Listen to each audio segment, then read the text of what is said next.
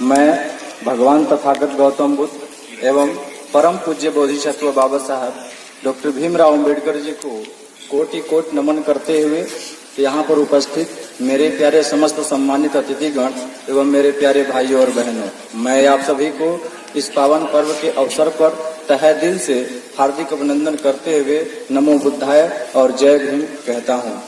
प्यारे साथियों, अभी तक हम सभी ने बाबा साहब अम्बेडकर के बारे में पढ़ा, उनके जीवन को जाना। अभी तक हम सभी को यही बताया गया कि बाबा साहब अम्बेडकर दलितों के मसीहा थे, भारतीय संविधान के निर्माता थे। बड़ा दुख की बात यह है कि बाबा साहब अम्बेडकर को एक विशेष जाति और संविधान निर्माता तक ही सीमित कर दिया गया। परंतु मेरे साथियों, बाबा साहब अम्बेडकर अपने आप में एक विचारधारा भी है। बाबा साहब अम्बेडकर एक ऐसी विचारधारा है जो दलित, पीड़ित, शोषित समाज के लिए एक आवाज बनकर उभरता है और उनके हितों के लिए प्रतिनिधित्व करता है। बाबा साहब अम्बेडकर एक ऐसी विचारधारा है जो किसी भी समाज या किसी भी समाज से संबंधित महिलाओं पर हो रहे जुल्म और अत्याचार के खिलाफ हमेशा खड़ा रहता है। बाबा साहब अम्बेडकर एक ऐसी विचारधारा है जो समता, स्वतंत्रता और भाईचारा पर आधारित है। इस बात को स्वयं बाबा साहब अम्बेडकर अपनी पुस्तक annihilation of caste page number 43 में कहते हैं कि my ideal would be society based on liberty, equality and fraternity, अर्थात मेरा आदर्श एक ऐसा समाज होगा जिसका नींव आजादी, बराबरी और भाईचारे पर हो। अतः बाबा साहब अम्बेडकर इस बात से स्पष्ट करते हैं कि बगैर समता, स्वतंत्रता और बंधुता के भारत में राष्ट्रवाद लाना या एक सशक्त व मजबूत राष्ट्र बनाना एक अत्यंत मुश्किल साबित होता है। अम्बेडकर वाद अर्थात बाबा साहब अम्बेडकर की विचारधारा एक ऐसी विचारधारा है जो तर्कशील, बौद्धिकता और वैज्ञानिक दृष्टिकोण पर आधारित है। साथियों, साम्यवाद के जनक कार्ल मार्क्स कहते हैं कि पूंजीवाद दुश्मन है गरीबों और मजलूमों का, जबकि बाबा साहब अम्बेडकर कहते हैं कि पूंजीवाद गरीबों और मजलूमों का सिर्फ दो दुश्मन है, जिसका नाम पूंजीवाद है और दूसरे का नाम ब्राह्मण। एक आर्थिक रूप से शोषण करता है तो दूसरा मानसिक रूप से शोषण करता है। एक आर्थिक रूप से गुलाम बनाता है तो दूसरा मानसिक रूप से गुलाम बनाता है। अतः बाबा साहब अम्बेडकर इस बात को आगे कहते हैं कि आर्थिक गुलामी से ज्यादा खतरनाक होता है मानसिक गुलामी। आर्थिक गुलामी से ज्यादा खतरनाक होता है मानसिक गुलामी। जो आर्थिक और शारीरिक गुलामी होती है उससे हम आजादी प्राप्त कर सकते हैं इंकलाब और क्रांति ला करके, परंतु मानसिक गुलामी से आजादी प्राप्त करने के लिए कई पीढ़ी लग जाती है। इसलिए बाबा साहब अम्बेडकर मानसिक गुलामी से आजादी प्राप्त करने के लिए तर्कशीलता और बौद्धिकता पर अत्यधिक जोर देते हैं, ताकि यह समाज या हमारे देशवासी चाहे किसी भी समाज से संबंधित हो, मानसिक गुलामी का शिकार न हो सके। साथियों, बाबा साहब अम्बेडकर आगे एक ऐसी विचारधारा है जो समाज सुधार को विशेष महत्व देता है और उस व्यक्ति को सबसे साहसी व्यक्ति मानते हैं जो सामाजिक बुराइयों के खिलाफ आवाज बुलंद करता है और समाज सुधार के लिए विशेष कदम उठाता है। और इस बात को अपनी पुस्तक एनाहिलेशन ऑफ कास्ट में स्वयं बाबा साहब अम्बेडकर कहते हैं, पेज नंबर 58 पे, The political tyranny is nothing compared to a social tyranny, and a reformer who defies society is much more courageous man than a politician who defies government। अर्थात सामाजिक अत्याचार के मुकाबले राजनीतिक अत्याचार कुछ भी नहीं, और एक सुधारक जो समाज से बगावत करता है, सरकार के खिलाफ बगावत करने वाले राजनीतिक के से भी ज्यादा साहसी व्यक्ति होता है। अर्थात उनके इस बात से स्पष्ट होता है कि राजनीतिक अत्याचार की तुलना में सामाजिक अत्याचार कहीं ज्यादा खतरनाक है, जो मानवता के लिए बिल्कुल विपरीत है। इसलिए बाबा साहब अम्बेडकर समाज सुधारक को एक राजनीतिज्ञ से ज्यादा साहसी व्यक्ति मानते हैं जो सामाजिक बुराइयों के खिलाफ आवाज बुलंद करता है। बाबा साहब अम्बेडकर की विचारधारा है जो मानवता को सर्वोपरि रखता है और साथ ही साथ प्रज्ञा, करुणा और सम्मान को सर्वप्रथम स्थान देता है, जो बुद्धिज्म का अटूट हिस्सा है।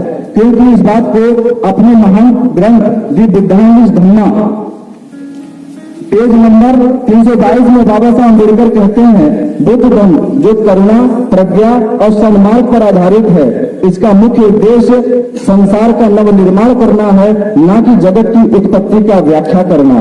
मेरे प्यारे साथियों, ब्राह्मणवादी व्यवस्थाएं हैं, ये रास्ते में रोड़े और रुकावटें पैदा करती हैं भारत को अखंड और मजबूत और एकता और अखंडता की रास्ते पर ले जाने के लिए। मेरे प्यारे साथियों, जो बाबा साहब अम्बेडकर की जितने भी विचार हैं, जितने भी सिद्धांत है, उन सभी सिद्धांतों और विचारों को यदि अम्बेडकरवाद का नाम दे तो हमें कोई अतिशयोक्ति नहीं है। जिसे बाबा साहब अम्बेडकर की जो विचारधारा है उसको सीमित नहीं किया जा सकता, उसको वह अनंत है, असीमित है। इतिहास साक्षी है कि भारत में सबसे पहले भगवान तथागत गौतम बुद्ध ब्राह्मणवाद व जातिवाद के खिलाफ आवाज उठाया और पूरे देश में मानवता के खिलाफ मानवता की नींव रखी।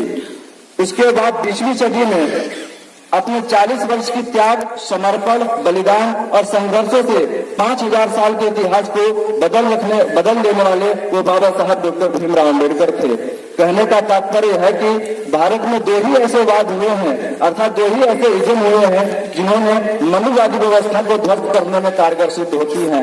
पहला है बुद्धवाद, दूसरा है अम्बेडकरवाद। मेरे प्यारे साथियों, वर्तमान समय में बुद्धिज्म और अम्बेडकरिज्म एक सिक्के के 2 पहलू हैं जिसे कभी भी अलग नहीं किया जा सकता। और हमारे देश में जितने भी संत, गुरु, महापुरुष हुए हैं जिन्होंने समता मूलक समाज की स्थापना करने के लिए अपना सारा जीवन समर्पित कर दिया, चाहे वो संत कबीर हो, संत रविदास हो, महात्मा ज्योतिबा फूले हो, माता सावित्रीबाई फूले हो, छत्रपति शाहू जी महाराज हो और नारायणा गुरु हो, ईवी रामास्वामी पेरियार हो, माता फातिमा शेख हो और यहाँ तक कि माननीय श्री कांसीराम साहब हों, लल्लई सिंह यादव हों, ये सभी अम्बेडकरी विचारधारा के अटूट हिस्सा हैं। अम्बेडकरवाद के विषय में अलग अलग विचारकों ने अपने विचार व्यक्त किए हैं, जैसे कि एनडीटीवी प्राइम टाइम के वरिष्ठ पत्रकार श्री रवीश कुमार ने 8 मार्च सन 2019 को नागपुर के भाषण में कहा था कि अम्बेडकरवाद का मतलब है लाखों करोड़ों भीड़ के सामने अकेला खड़ा हो जाना, अर्थात एक निडर व्यक्ति बन जाना। और उनसे पहले भीम पत्रिका के संपादक जो कि बाबा साहब अम्बेडकर के करीबी भी रह चुके हैं, माननीय श्री एल.आर. बाली ने 10 जून सन 2018 हरियाणा प्रदेश के कुरुक्षेत्र जिला में अपने भाषण में कहा था कि निष्ठावान और समर्पित अम्बेडकरवादी वो होता है जो न कभी झुकते हैं और न ही कभी बिकते हैं। यहाँ तक कि डॉक्टर अमृता सेन ने भी बाबा साहब अम्बेडकर को अर्थशास्त्र में अपना पितामह अर्थात ग्रैंड फादर माना है, क्योंकि उन्होंने बाबा साहब अम्बेडकर की आर्थिक विचारधारा को पढ़ा था, जिसके परिणाम स्वरूप आगे चलकर विश्व के सर्वश्रेष्ठ पुरस्कार नोबेल पुरस्कार से नवाजा गया।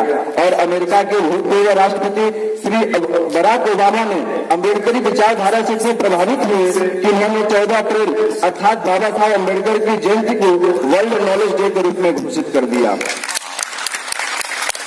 बाबा साहब अम्बेडकर को कभी भी किसी भी विशेष जाति या संविधान निर्माता तक ही सीमित नहीं किया जा सकता, क्योंकि वे अनंत हैं और असीमित हैं।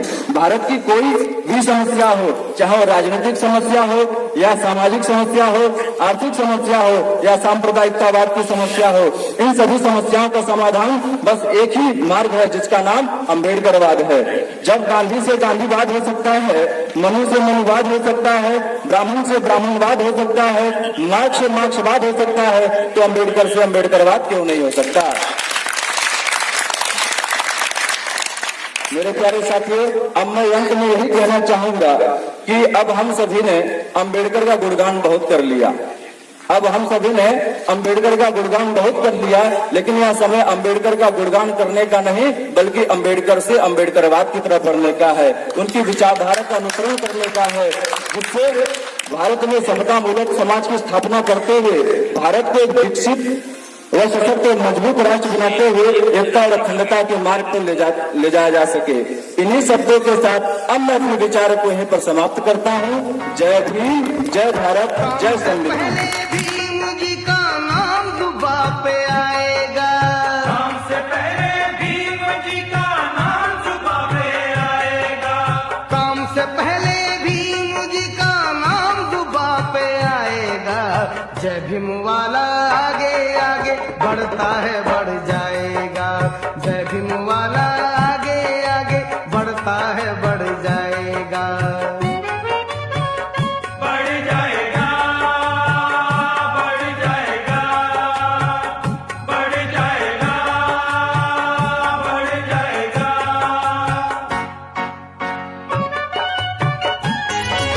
तेरा ये जहान है बाबा की तू शान है, तेरा ये जहान है बाबा की तू शान है, तेरा ये जहान है बाबा की तू शान है, तेरा ये जहान है बाबा की तू शान है, क्रांति का तूफान है।